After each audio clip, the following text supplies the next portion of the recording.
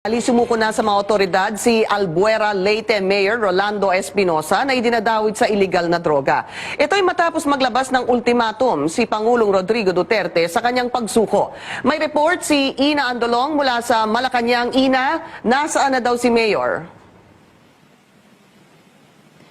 Pinky, nasa kustudiya na ngayon ni PNP Chief General Ronald De La Rosa itong si Albuera Leyte Mayor Rolando Espinosa. Kinumpirma ito ni Presidential Spokesperson Ernesto Abella ngayong umaga.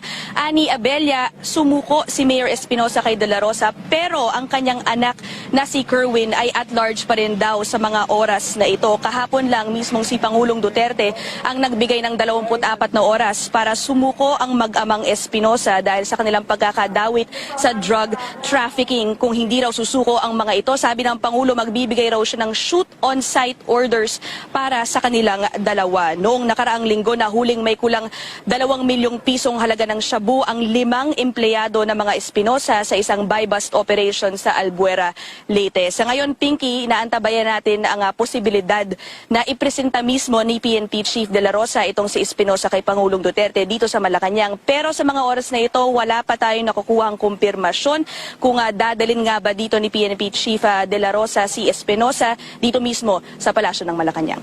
Pinky? Maraming salamat, Ina Andolong.